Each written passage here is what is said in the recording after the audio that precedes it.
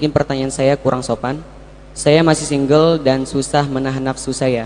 Saya takut zina, jadi kadang saya mengatasinya dengan mengeluarkan mani saya dengan sendiri atau onani. Bagaimana hukumnya? Hukum onani bagi laki dan perempuan adalah sama, hukumnya adalah haram. Hukumnya adalah haram onani atau masturbasi bagi seorang perempuan. Akan tapi di saat dalam keadaan tertentu, misalnya di saat dia takut kepada zina, di hadapannya adalah lawan jenis yang dia terjerumus dalam zina, maka kasusnya berbeda. Kalau sudah dalam keadaan dia takut pada zina, maka hukum onani atau masturbasi menjadi diperkenankan tentunya dengan 3 syarat. Syarat yang pertama adalah karena takut terjerumus kepada maksiat yang gede namanya zina. Yang kedua adalah lakukanlah dengan cara dan di tempat yang tidak nyaman. Bukan di tempat kasur yang empuk kemudian bagus. Jadi yang penting dia menyelesaikan itu saja agar terhindar dari zina. Dia dapatnya zina, selesaikan di tempat yang tidak nyaman. Bukan di kasur yang empuk kemudian pakai full AC kemudian menikmati. Dan yang ketiga adalah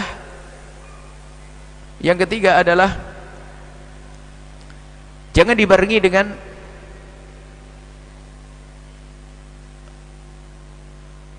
khayalan-khayalan. Jangan dibarengi dengan khayalan-khayalan. Karena kalau sudah biasakan dengan biak khayalan tidak akan berhenti, akhirnya timbul lagi, muncul syahwat baru lagi. Pertama adalah karena takut zina. Yang kedua, lakukan di tempat yang tidak nyaman. Yang ketiga, tidak boleh dibarengi dengan khayalan. Apakah menghayalkan seorang perempuan dan sebagainya? Tidak. Selesaikan di situ. Termasuk sangat berbahaya kalau punya kebiasaan lihat membangkitkan syahwat yang lihat gambar, melampias mengeluarkan spermanya dengan cara melihat film-film kotor. Oh, itu adalah akan kecanduan dan tidak ada habisnya. Naudzubillah. Ini berbahaya sekali. 3 hal. Onani, masturbasi bisa dilakukan adalah di saat takut kepada zina. Yang kedua adalah tempat yang tidak nyaman. Tidak tahu di mana, kamar mandi yang kotor atau tempat yang tidak nyaman, sehingga bukan dinikmati itu semua dan tidak dibarengi dengan khayalan-khayalan. Kalau khayalan, khayalnya saja haram, menghayal dengan ini. Dan ketahuilah yang perlu lagi bahwasanya mengusir syahwat itu mudah sebetulnya, asalkan syahwat itu tidak kita undang. Kalau mungkin orang bangkit syahwat tiba-tiba, oh bukan karena takut zina, ini aman ya, misalnya tiba-tiba bangkit syahwat. Orang normal wajar bangkit syahwat, suatu ketika tiba-tiba bangkit syahwat. Kalau syahwat yang tiba-tiba datang begitu mudahnya, kita ngambil air wudhu selesai. Di kamar syahwat, di kamar bangkit, kita keluar sudah hilang.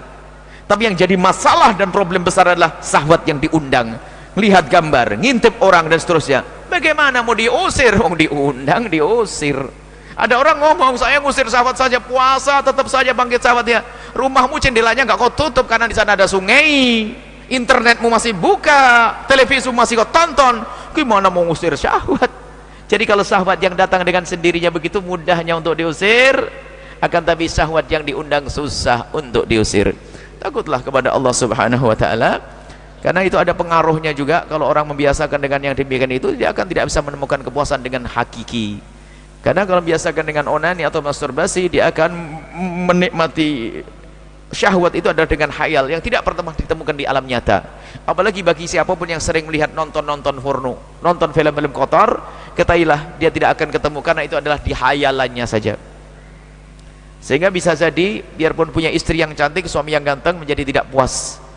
Dan juga awas, hati-hati, jangan sampai biarpun suami istri melakukan hubungan suami istri dibantu dengan nonton yang demikian itu. Karena apa? Nonton film kotor pada akhirnya adalah menjadikan dia lebih tertarik dengan yang ditonton, sehingga mungkin dengan pasangannya tidak bangkit syahwat. Naudzubillah. Itu besar pengaruhnya. Tapi kalau mata kita jaga, kita tidak pernah melihat yang haram, kita menjauhi yang demikian, lihat pasangan kita adalah pembangkit syahwat yang paling dahsyat. Kemudian lagi selanjutnya, syahwat bukan dicari-cari, akan tapi jika ada syahwat, lampiaskan kepada pasanganmu dengan cara yang halal. Bukan hidup kita mencari syahwat. Ada orang hidupnya mencari syahwat, cari makanan yang bersyahwat, cari ini yang bersyahwat, hidupnya mencari syahwat. Jika ada syahwat, lampiaskan dengan cara yang halal, selesai.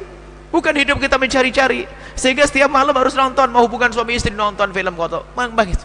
Innalillah. Kalau orang biasa dengan yang demikian itu, mulai biasa onani atau masturbasi, karena itu adalah praktis, karena dengan pasangan mungkin bermacam-macam, sehingga ada orang yang mohon maaf dengan pasangan tidak sampai kepada kepuasan karena pasangannya terlalu cepat dan sebagainya, sehingga ada seorang wanita berkata, aku lebih menikmati di saat aku dengan sendirinya. Seorang laki-laki pun berkata, bagiku adalah dengan diriku sendiri lebih mudah daripada aku dengan istriku. Na'udzubillah. Kemudian ada lagi yang karena biasa nonton yang kotor tadi, sehingga apa? Dia tidak akan bisa bangkit syahwat kepada pasangannya kalau tidak menonton tontonan yang seperti itu. Maka hindarilah itu semuanya. Bukan akhlak yang mulia, itu adalah kehinaan.